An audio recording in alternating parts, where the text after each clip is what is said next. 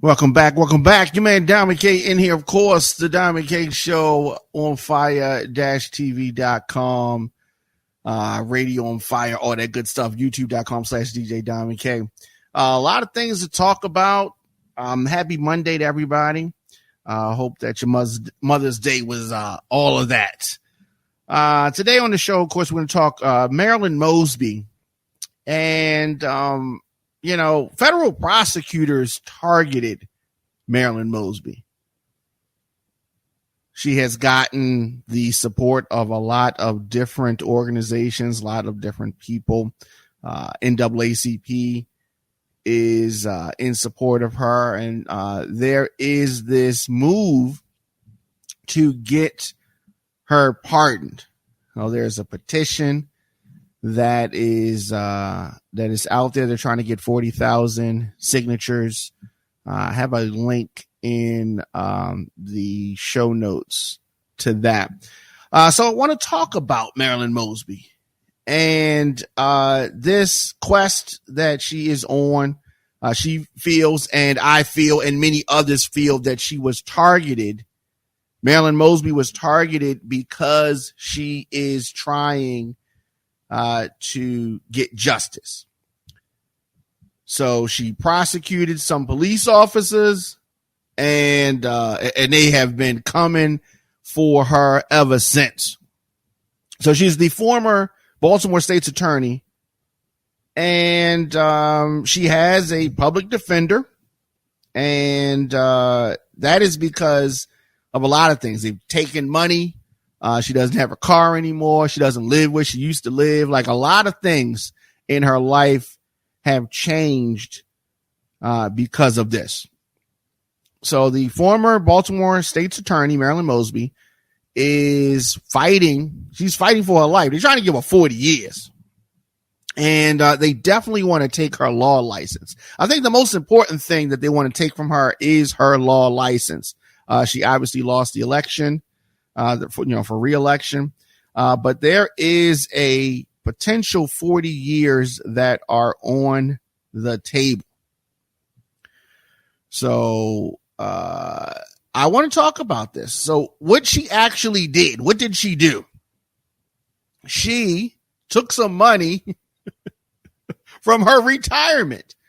And according to Angela Rye, who has been a supporter of Marilyn Mosby's, she was recently on the Breakfast Club, and they talked about 700 some folks here in Baltimore that had done the same exact thing that Marilyn Mosby did with regards to their retirement.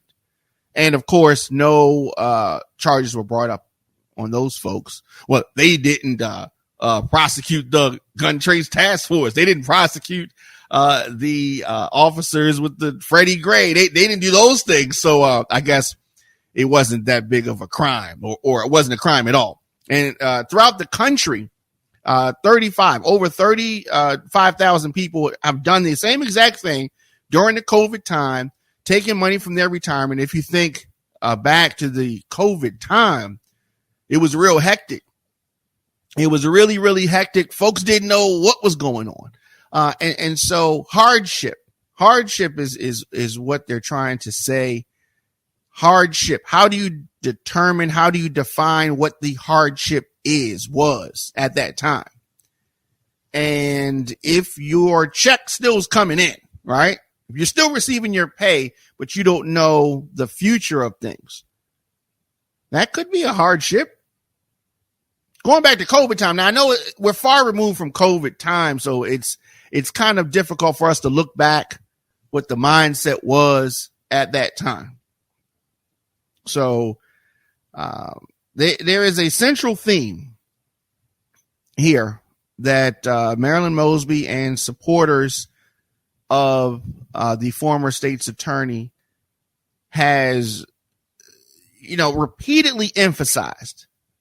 Now, if you go back to her indictment, which was in January of 2022, the assertion that she was criminally investigated and prosecuted because she is a black woman, a progressive, trailblazing prosecutor, Miss Mosby was accessing retirement funds, her retirement funds. This wasn't a PPP loan. These were retirement funds that were held in a trust that were derived from her own income, as was the money used to fund the $5,000 gift letter. So there's a lot to unpack there. And for years, conservative media here in Baltimore, Fox 45 and other Sinclair stations, have labeled not just Marilyn Mosby, but other black politicians, namely black female politicians, ironically. But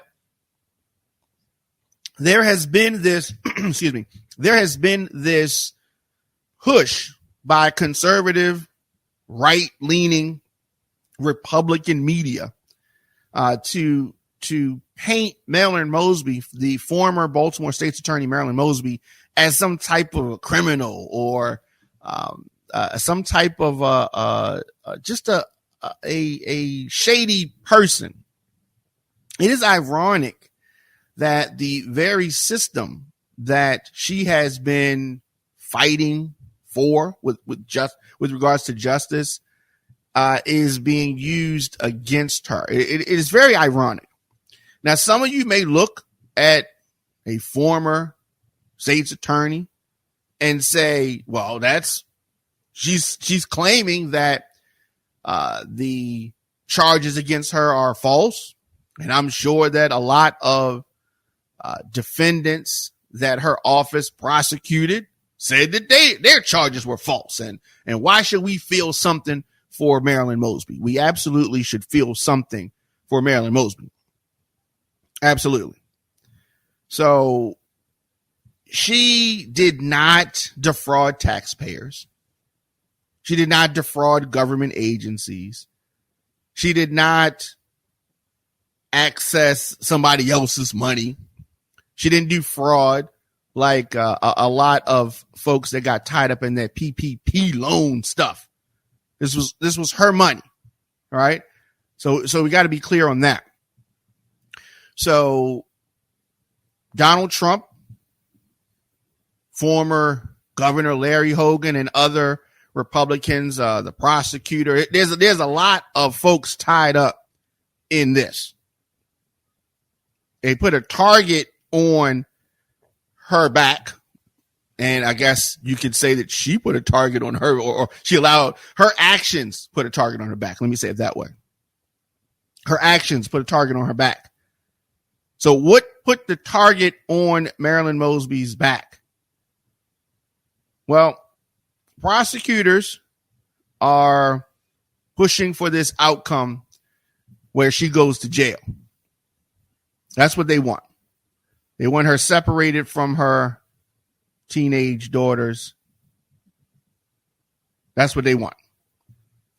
So the judge in this case, who is black, the nominee of President Biden, they want this judge to impose a 20-month prison sentence for Mosby's felony convictions. So it could be more than that, right? That's what they're asked for. She doesn't want, obviously, any time for this. And she is trying to get a pardon from Joe Biden. Now, is that going to happen? I don't know. I hope that it happens. It should happen. There is a petition that is going around, and we want folks to sign the petition. The petition is showing support for the former Baltimore State's Attorney, Marilyn Mosby. And Marilyn Mosby is not the only black female prosecutor that is being targeted. We can just go to Atlanta in Fulton County. Fannie Willis is being targeted. Same type of thing. Whereas though they're digging and they're digging and they're digging and they're trying to find something. These are her enemies. These are the conservative media and politicians and conservative supporters, all that kind of stuff, because she is trying to hold Donald Trump to account. Because she has brought charges against Donald Trump. So her personal life splashed on nationwide for all to see. All of these things that take away from the focus of the investigation. I don't even know if it's going to be a prosecution. They're trying to get her off of the case, and maybe someone else would get on the case, and maybe it would come back at some point in time. If Trump gets back in office, that case would go away. All right. So the whole thing is about, but they have to defame her. They have to humiliate her. And that's what they tried to do to Marilyn Mosby with regards to her fight and what she's been doing. So she is petitioning for a pardon. She is. And as I said, there is a link in the description of this video. So I want to go to, let's look and see. So earlier today, I took a look. So let's look at, this is the page for the pardon. This is where she wants folks to sign. And so let's take a look at that. All right. So you can see that there. So the goal that they have is 40,000 signatures. And I believe that they will reach that. And this is something, this obviously is not the pardon. What this is showing support for the pardon. As you can see here, the goal is 40,000 signatures. They have 39,118 as of right now. And this describes a lot of what we've talked about today with regards to the targeting, the unfair prosecution of this lady, this mom, this now single mother. She's gone through a lot in the last several years. And so this petition is up. It is organized for. This is to President Joe Biden. This is showing support. This obviously is not the pardon. What this is a petition. This is an attempt to get 40,000 signatures. And currently there is 39,118. Very easy to do that. This is not a GoFundMe. Okay. This is just drop your name in, and last name, email address, zip code, phone number, and that's all they want from you. All right.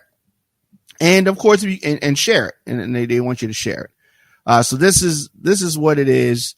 Not a whole lot to it, but it is showing your support for this. Now, I have heard folks, I've heard men come out talking crazy out their face about how she should go to jail and she did this and she did that. And a lot of folks, our people, not just our people, but it's super sad when it's our people, right?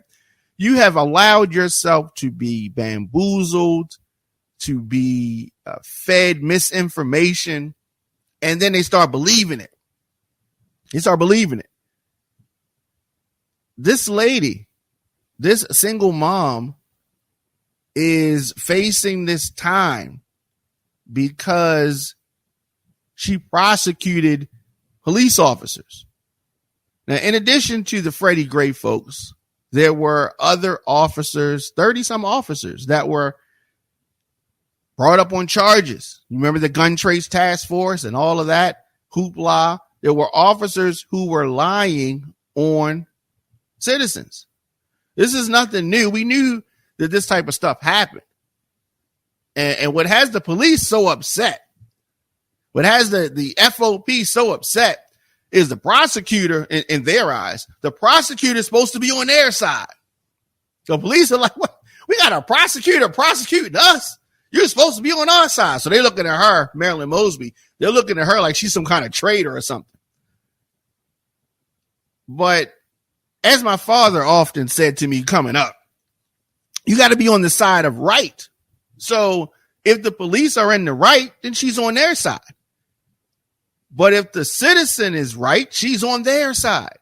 So it's not about backing the blue even when they're wrong, right? You want to support the police when they're right. But what about when the police are wrong? You still back the blue then? No. And Marilyn Mosby is the type of prosecutor, type of public official that you want supporting you because she's on the side of right. She's not just backing the police, even though she's a prosecutor or was a prosecutor. She's not just backing them just because of who they are, but she's trying to do the right thing. And that, my friends, is something that is rare. That is something that is rare. So there's this petition for a pardon for attorney Marilyn Mosby that we just had on the screen. And let's bring this back up. The petition to pardon Marilyn Mosby. Here it is. So on the screen, there's a link in the show notes, and also at the Diamond K Show on all social media. We have that posted. I'm going to be posting it. She's going to be sentenced in a few days, like next week, I believe. So, you know, it's one of those things. It's one of those things. And I know some of you may say, I don't like the sign of petitions and, you know what I mean? You don't like GoFundMe's. This is not a GoFundMe.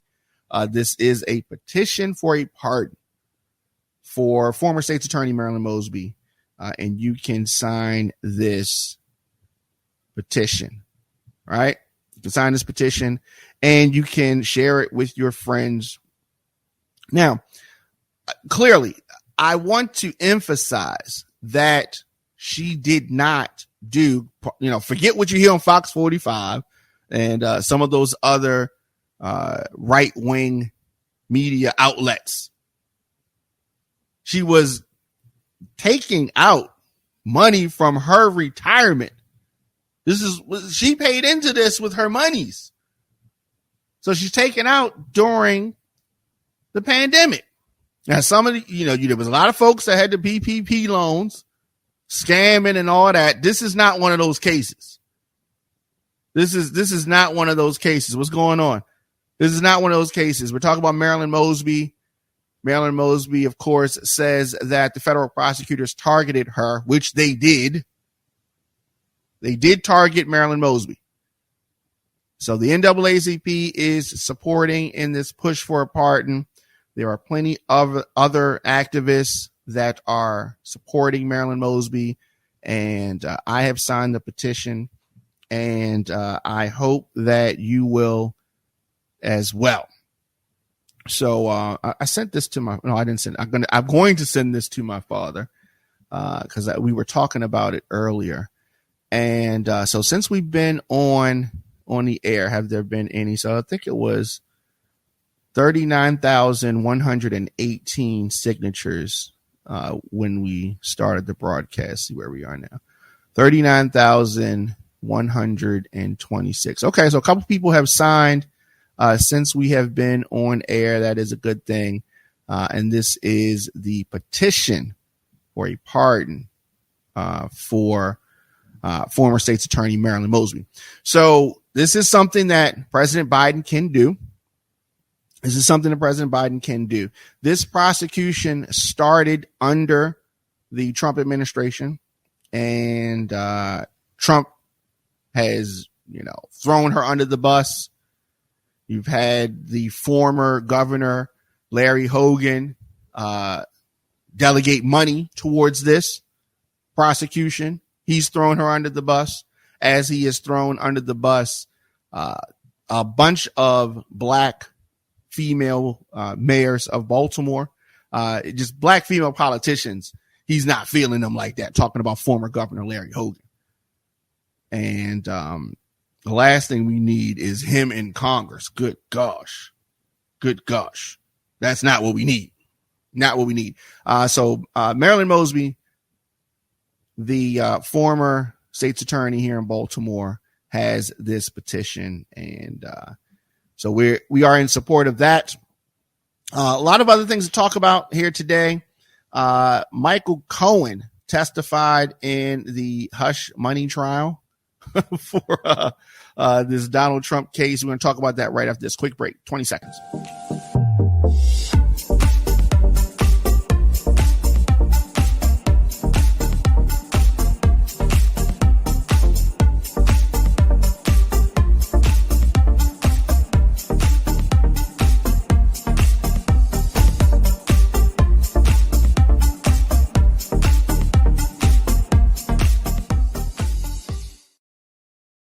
Welcome back. Your man Diamond K in here. Of course, the Diamond K Show daily.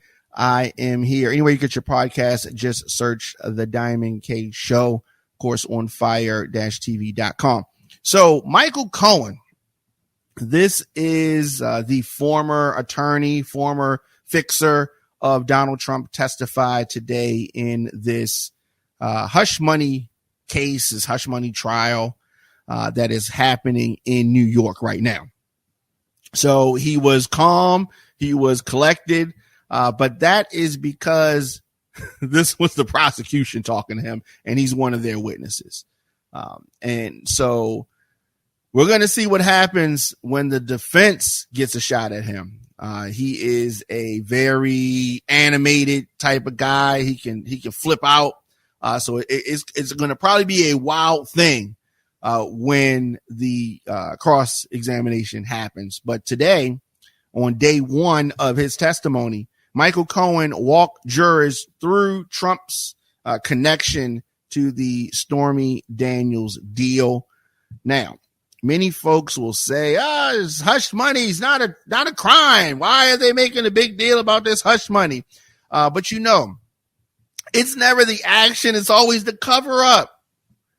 So the action in itself was not a crime, but the way that they chose to cover it up, the way that they attempted to shield it, that is the crime. That is the crime.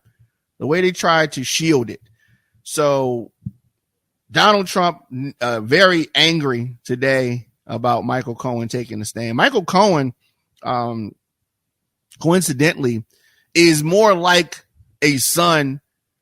He's more like Trump than Trump's kids. They had a very close relationship for years and years. And he went to jail for his actions in this.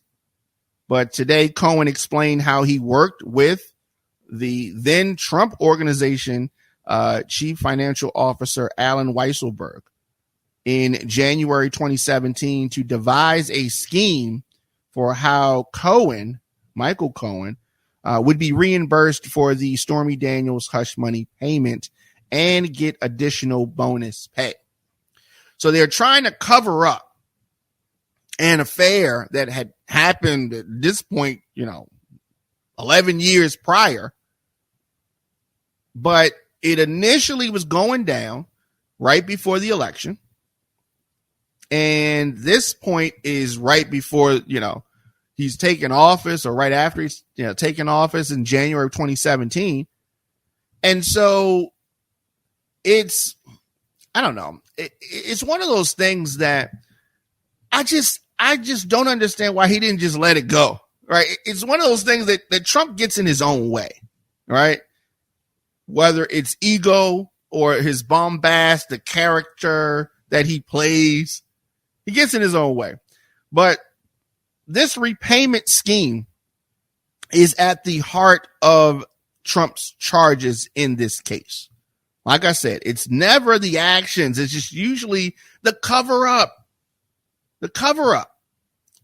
How did they cover up? And so the steps that they took to cover up this repayment is what turns this to a crime.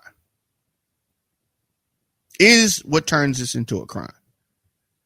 So you can point to the crime. It's not like with Marilyn Mosby where there is no crime and they're just trying to make it a crime. This is campaign finance violations. Now, because of the length of time since it happened, that's the most that they can get. Now, folks will say like this is a stretch. And whether it is or whether it isn't, whether he's found innocent, whether he's acquitted or whether he's found guilty, I think the fact that he is being held to account is a good thing. Now, whether he will, be found guilty, I don't know. I have my suspicions about one of the jurors. I think is a Trump supporter, one of the jurors.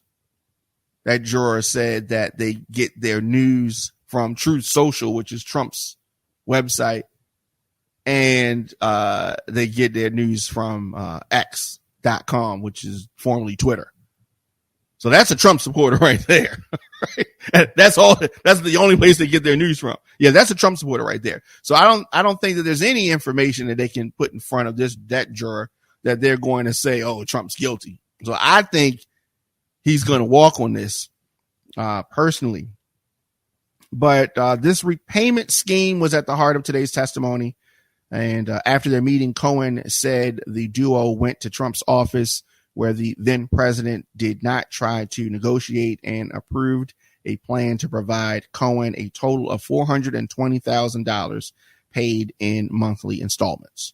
So as you probably know, the amount of money that was paid was $130,000. So you may say, well, how do you get to $420,000 if she was paid $130,000? And you've maybe have heard Trump say, they didn't commit a crime. There were lawyer fees, blah, blah, blah. It's not a crime, right? Well, that's how they tried to portray it. Now, these fees were disguised as lawyer fees. Now, you can say that if the lawyer paid the porn star and I'm paying the lawyer back, those can go down as lawyer fees. That's going to be up to the jury to decide. But Stormy Daniels was paid this $130,000 to keep her mouth shut. And what I think is so crazy is that she didn't keep her mouth shut, right? She got out of this non-disclosure agreement, because that's what it was, a non-disclosure agreement with $130,000 attached to it. Michael Cohen takes out a loan against his house, tries to hide this from his wife, and pays them after they're beating down the door. Come on, where's the money? Where's the money? So that's why he's all stressed in January, because her attorney they were trying to get the money. This was a money grab for her. She's a porn star or a porn actress. I don't know if she's a star, right? I never heard of her before this. But regardless, so they're trying to get the money back. He pays the money. So they went to the National Enquirer. National Enquirer had paid some monies like this before. They said, look, we ain't paying no more money. Michael Cohen's like, oh my God, I got to pay the money. Trump's like, go ahead, fix it, figure it out. And they come up with this scheme. He finds out, he agrees to the payback. And so in a state like New York, on this income, so this would be income on the repayment, right? So he's paid the money out. Now he wants the money back. So the Trump organizations got to pay him $130,000. If it was just a simple lawyer fee, he would have just paid him the $130,000. We wouldn't have known nothing about this, but that's not what they did. He paid $130,000. The Trump folks did not just pay him $130,000. What they did was they paid him more. They paid $420,000. So how do we get that number? In New York, it is a 50% tax state. So if he got $130,000 and this was income, because Trump's repaying the money back, so they're going to, document it, he would have had to have paid half of that money in taxes. So they gave him the amount that he would have had to pay. So that's how you get that amount of money. Right. So Trump is paying the tax that would have been on the amount of money plus some extra money. And that's how this gets up there. So he gets a bonus. They pay the taxes on that. And they go to this whole elaborate scheme. They falsify records, all this kind of stuff to make this look like this was just a retainer payment over the course of a year. It's kind of a brilliant thing if you look at it. All right. So they're paying him off in small monthly amounts, which would total out to $420,000. Call it lawyer fees, and that should be the end of it. It's kind of slick, but it is what has gotten him in trouble. He didn't care about his family finding out. He's a scumbucket, Donald Trump. He didn't care about that. He cared about whether this was going to affect him with female voters. And so that's where we are with that case. And the testimony of Michael Cohen is going to continue tomorrow. They're off on Wednesday, and then it will continue on Thursday. But I predict that the prosecution will rest this week. They're going to rest this week. So you got Michael Cohen, and I don't know. This is interesting. Is Trump going to beat this case? Probably. The other cases, he ain't going to see the light. Those other cases ain't going to even see the light of day. But that's what that is. Let me know your thoughts, of course, in the comment section, Instagram, Facebook, Twitter, or LinkedIn, TikTok at The Diamond K Show. Do you think Donald Trump is going to jail? No. No. But if you do, I'd like to hear from you. DJDiamondK@gmail.com. Of course, you can support The Diamond K Show and On Fire TV via PayPal. .me/Radio on Fire, PayPal.me/Radio on Fire. Of course, on Cash App, $ The Diamond K Show, $ The Diamond K Show. You can become a member today, on fire-tv.com/join. Subscribe on youtube.com/DJ Diamond K. And of course, for booking or more info, DJDiamondK@gmail.com. So we're going to do this. We're going to take a quick break, and we're going to come back, and we're going to talk about this debacle at Florida A&M. So some of the so-called smart people, you ever been around so-called smart people and you find out they really ain't that smart? Right, we're going to talk about that right after this 10 seconds.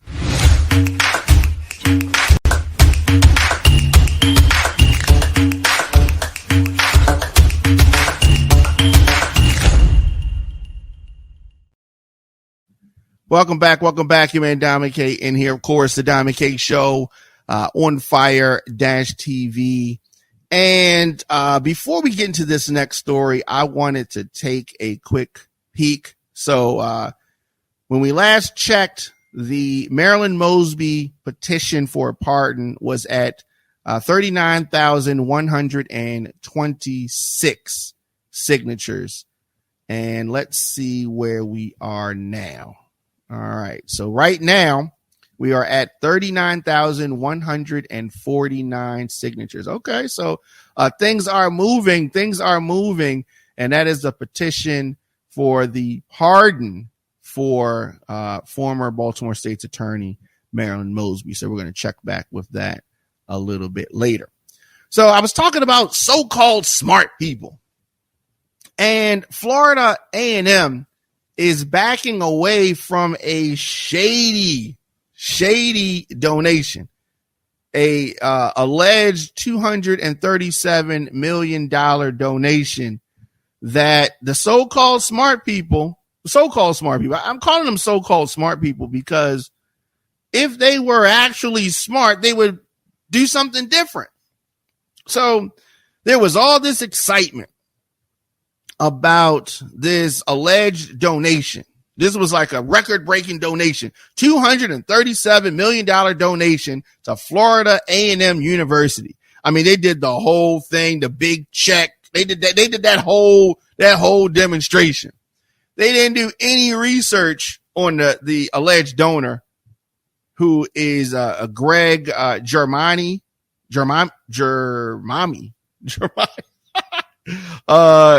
Jerami. I don't know. Whatever.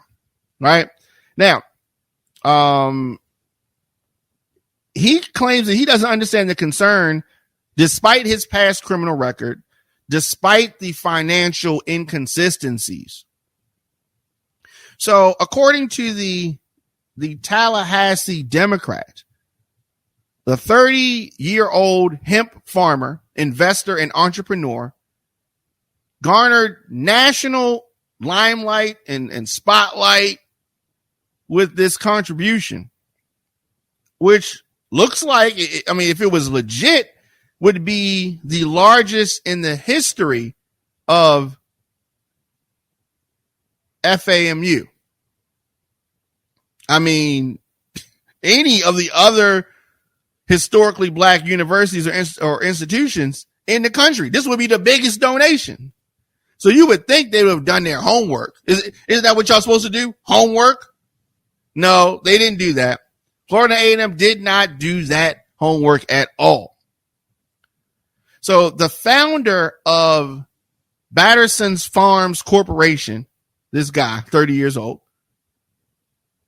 was scheduled for a late afternoon online news conference by Florida A&M's communications office on Monday to set the record straight and address any misinformation regarding this historic stock donation. Right? You heard that, right? Oh, you thought that he was given $237 million donation. No, it is $237 million worth of stock. Okay. Now the company's private, right? It's not a publicly traded company. So the stock value is what is in question. He is giving them $237 million of worthless stock. He just says it. All his paperwork's not in order. The company's not, all this stuff is shady. Some people will see this as a gift, but I'm questioning whether his generous donation is too good to be true. Given his public background, the financial inconsistencies, such as last year when he was recognized as the anonymous donor of a $95 million transformational plan gift to Coastal Carolina University. Right now, according to the Myrtle Beach Sun News, things became sour over a 4-month period. So like I said, he's real shady. He is real shady. So these so-called smart people did not do any homework. All the leadership involved in this need to be fired. These so-called smart people, right? And you know they bougie, right? These so-called smart people that are teaching our young did not do their due diligence. And this is a major embarrassment to the university. So there needs to be consequences and repercussions here with regards to this. So there has been a lot of online discourse. Folks have been throwing the leadership at the university under the bus. I don't understand how they would not be skeptical of a donation of this size. And I mean, if we were going there if we were going to go there to try to do a party, they would take us through the ringer. They would investigate and try to find out the validity. They didn't investigate nothing. They just saw dollar signs. And were ready to just cash out. The institution said that we are fully aware of the skepticism that sometimes comes with such a large gift. Oh, you don't say. As anticipated, some of the public has been and will continue to investigate Mr. Germani. Although FMAU intends to sell the equities of the Germani stock before the end of the year, details about the prospective date cannot be given due to an NDA between the two. Oh, yes. So, that's there. I mean, the whole thing is super duper shady. So we're going to continue to follow that story. And, I hate to see situations like that, right? Because guys like this scam artist make it hard for people that are actually trying to do the right thing. Right? There are people out there that are trying to do the right thing. I just don't think this Mr. Germani is one of them. Let me know your thoughts, of course, in the comment section. Instagram, Facebook, Twitter, LinkedIn, TikTok at The Diamond K Show. Of course, onfire-tv.com. Anywhere you get your podcast, just search The Diamond K Show. We take a quick break, come back 10 seconds with our next story. Visit onfiretv.com for live top stories, breaking news, and original shows. Welcome back. Your man Diamond K in here. Of course, if you live in Baltimore or the surrounding areas, you have heard about this Key Bridge disaster. I mean, I know it's been a national story, but definitely here, hey sis, definitely here, it has been something that has been constantly in the news. How's it going, Candace? And so today, explosives made precision cuts in the Key Bridge. So for those that don't know, you can, if you drive past the area, you can still see it. The bridge is still, parts of it, as of yesterday, were still on the boat. But crews detonated explosives to demolish the remaining Key Bridge that is on the bow of the cargo ship.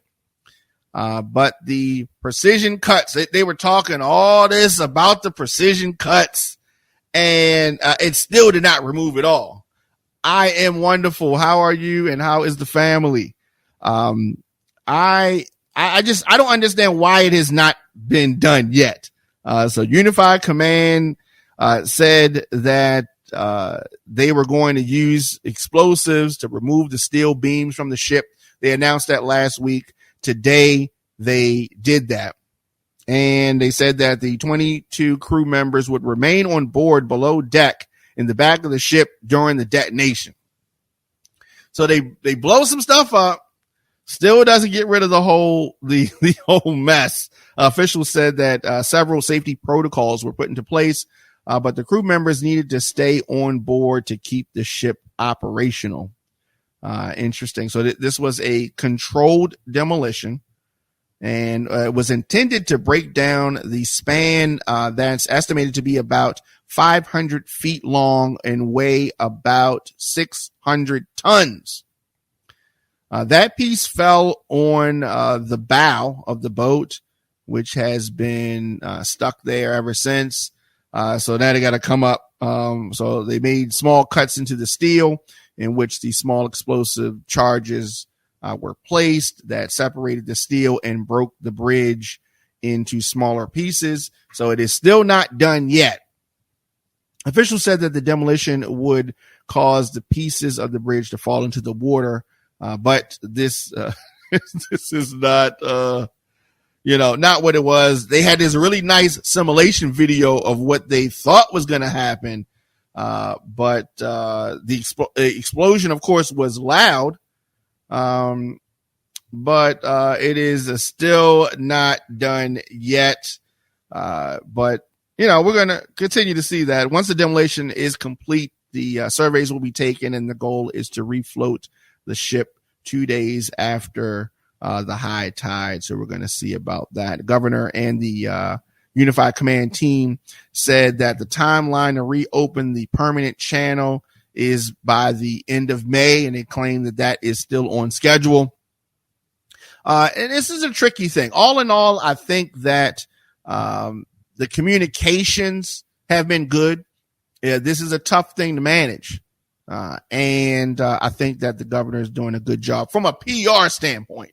But the long-term ramifications of this bridge, it is just a mess.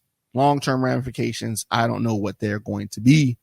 But it has just been a mess. Speaking of a mess, some folks have just been giving their thoughts. You know, when you have celebrities have kids, and whatever they do with the kids tends to make news, right? And this is whether it's something that is good or whether it's something that is bad, whether it's something that makes sense or whether it is something that does not. And so in this instance, I didn't see too much. I didn't see too much with it, right? I didn't see too much with it. But mega superstar Rihanna had folks up in arms online, and so I don't know why they were up in arms, because to me this is something that I have seen done a million times, right? But some folks are tripping out because of the way she is holding her baby. All right. And this is not like a Michael Jackson kind of thing. But let's take a look at this, right? All right. So you can see she's holding the child upside down, right? She's holding the child upside down. And some folks are saying that this is concerning. All right. Little kids like to be upside down. But with just a lot of folks talking about this. So you can see it's nothing crazy, right? So those that are listening, he's holding the child really by his knees, and she's holding him upside down. He looks like he's having fun. And a lot of times you see kids hold the boys by the ankles and all that kind of stuff. So she's holding them upside down. And many folks are just like, I think, making too much of a big deal about it. But they are really having a lot of talk and discussion about the way she, held the child. Right. And, so I don't know. Is that something that's concerning to you? Do we need to call CPS? Right. A lot of folks giving, their thoughts on this, at the Diamond K Show and all social media.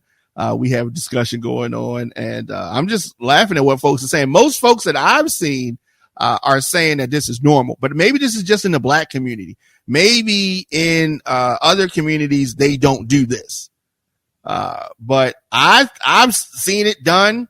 It's happened to me when I was a child, and all throughout my family, and kids I've come in contact with. I've seen this happen, but maybe this is something that's in the Black community, and this is not in other communities. Holding the child's upside down by their ankles or by their legs or whatever is normal to me. But if this is not normal to you, and we should be concerned for Rihanna's children, please let me know in the comment section or at the Diamond K Show, djdiamondk@gmail.com. So that's super funny. And speaking of super funny, and we're gonna end on this note. All right, so that there's been a lot of scrutiny around Diddy and everything that's going on with him, right?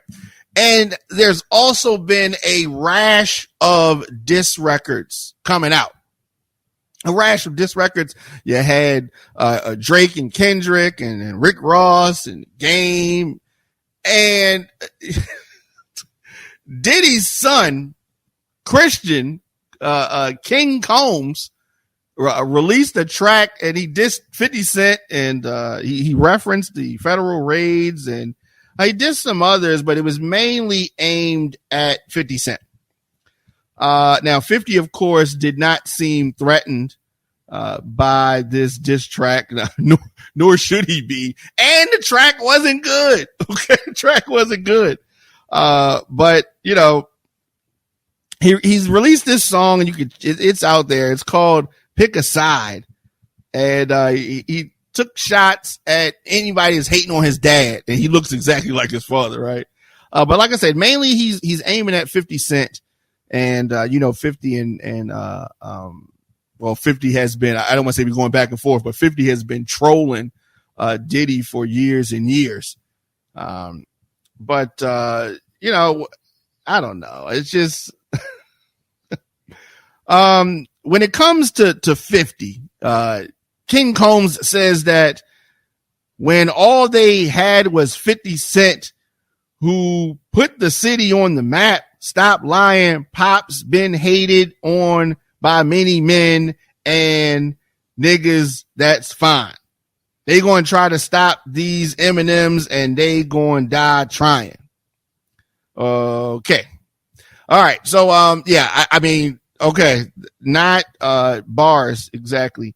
It's he called his name out and all that kind of stuff. But I think that 50 just answers him with posts on Instagram.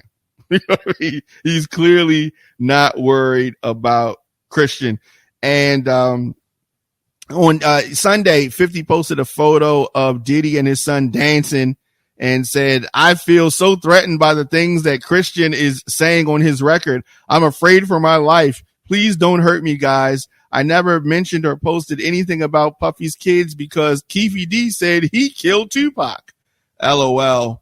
Of course, referencing the guy that they have in jail for the Tupac stuff. I don't know. I think that King Combs Christian should have just kept that one in the raps, and we didn't need to know anything about that. Of course, I'll be back here tomorrow. Let me know your thoughts if you like the King Combs record or not. I don't know.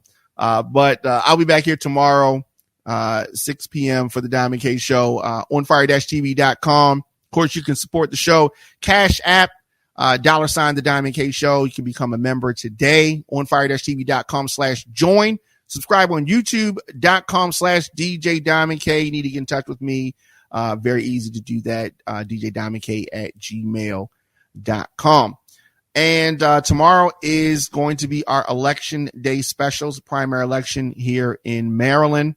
And we're going to be talking about that. So that's going to be a lot of fun. And as I said, support the Diamond K Show and on fire -TV via paypal.me/radio on fire. And I will see you guys tomorrow.